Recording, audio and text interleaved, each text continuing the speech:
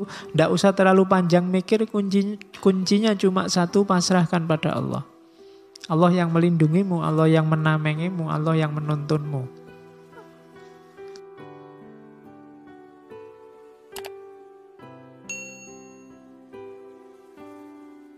Tugas hidup yang paling utama apa? Belajar. Mengenali diri. Kenapa orang tadi bisa sedahsyat itu mengelaborasi dirinya, memahami alam? Ya belajar. Tansah anglampai dados muriting agesang. Senantiasa menjalani hidup jadi muridnya kehidupan. Gurunya siapa? Kehidupan.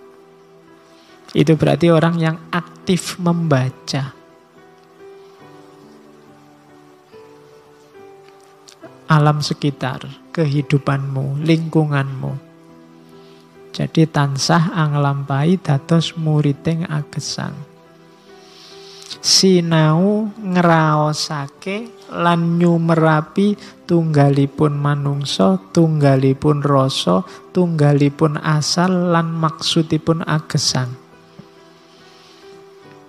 Belajar merasakan. Kalau kalimatnya merasakan itu berarti tidak cuma dipahami, dibaca, berjarak dengan dirimu, tapi merasakan itu terlibat dalam hidupmu. Jadi ngeraosake lan nyumerapi tunggalipun manungsa, bahwa manusia itu satu. Tunggalipun rasa, rasa juga satu, rasa itu satu. Tunggalipun asal, kita berasal dari hal yang sama. Asal kita sama. Lan maksudipun agesang. Dan tujuan hidup kita pada akhirnya sama.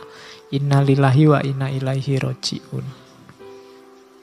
Jadi untuk bisa Jawa bares, Jawa teles, Jawa sejati, pertama-tama kita harus mau membaca, mau belajar. Bergurulah kepada alam semesta sekelilingmu.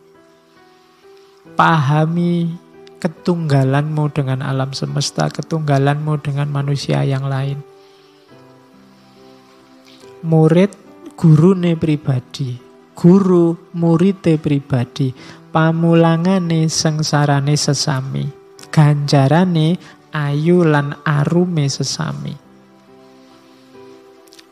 Yang jadi murid dirimu sendiri, yang jadi guru dirimu sendiri. Murid juga guru, guru juga murid. Pelajarannya apa? Penderitaan sesama. Bacalah sekelilingmu, banyak penderitaan, banyak kesengsaraan. Itu harus kamu baca. Kalau kamu bisa membaca itu kan tadi ngeraosake lan nyumerapi. Tidak cuma berjarak tapi juga ikut merasakan. Maka selanjutnya akan lahir keindahan hidup bersama. Jadi yang pertama, jadilah muridnya kehidupan. Belajarlah merasa jadi bagian dari alam, bagian dari lingkungan, bagian dari rasa semua manusia. Jadikan dirimu murid sekaligus guru. Guru berarti ajari dirimu, murid berarti belajarlah dari dirimu. Kemudian baca di sekelilingmu banyak sekali penderitaan-penderitaan. Dan itu semua tugasmu, wujudkan hidup yang indah bersama yang lain. Oh no, kalimatnya luar biasa. Pengendalian diri. Dan pengenalan diri. Terus ceritanya masih panjang. Nah, tadi kan jalannya belajar. Sekarang tujuannya kemana? Ngawulo dateng kawulaning Gusti lan memayu hayuning urip tanpa pamrih, tanpa ajrih, jejeg mantep mawi pasrah. Sebab payung kula Gusti kula, tameng kula inggih Gusti kula. Apa sih tujuan hidup kita? Tujuan hidup kita, katanya Sosrokartono, tujuan hidupku itu mengabdi kepada hamba Tuhan. Nah, ini kamu kan selama ini hambanya hilang. Ini berarti apa? Ini tujuan hidup kita sebagai khalifah. Selama ini kalian bilang mengabdi itu kan selalu yang vertikal. Iya sih, kalau itu ibadah iya. Tapi ada yang lebih penting apa? Ngawulo dating kawulone Gusti. Abdikan hidupmu untuk sesama, untuk lingkunganmu, untuk alam semesta. Jadi ngawulo dateng kawulone Gusti. Tujuannya apa? Memayu hayuning urip. Hidup ini indah. Ayo dibuat lebih indah lagi, jangan malah dirusak. Yang banyak dilakukan orang hari ini, hidup ini indah tapi didegradasi oleh manusia. Kita tidak memayu hayuning bawono. Seandainya ada pembagian rapot, itu mungkin ya rapotnya banyak merahnya itu manusia. Tidak menjalankan tugas sesuai yang diperintahkan. Kita tidak memayu hayuning urip.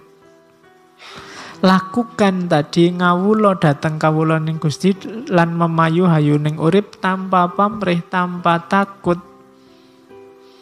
Tegakkan dirimu dan mantaplah. Setelah itu pasrahkan semua pada Allah. Pasrah jadi kuncinya. Kalau Allahnya hilang, susah kamu tanpa pamrih, susah kamu tidak takut, susah kamu mantap. Cara untuk bisa tanpa pamrih, tanpa takut dan mantap adalah bersandar pada Allah. Pokoknya andalkan hanya Allah saja. Sebab payung kulo Gusti kulo. Yang melindungi aku adalah Tuhanku. Yang jadi perisaiku adalah Tuhanku. Katanya Sosrokartono. Kalau kamu bisa, kamu paham kalimat ini, cuma menghayatinya dalam hidup insya Allah belum. Ya kayak saya juga insya Allah juga belum. Kita belajar bareng-bareng. Jadi hiduplah untuk mengabdi demi alam semesta yang lebih indah. Buang semua pamrih, buang semua ketakutan. Mantapkan diri di situ, tidak usah terlalu panjang mikir, kuncinya cuma satu, pasrahkan pada Allah. Allah yang melindungimu, Allah yang menamengimu, Allah yang menuntunmu. Kalau kamu sudah nyampe di level ini, jiwamu mutmainnah. Tidak terburu-buru oleh apa-apa lagi.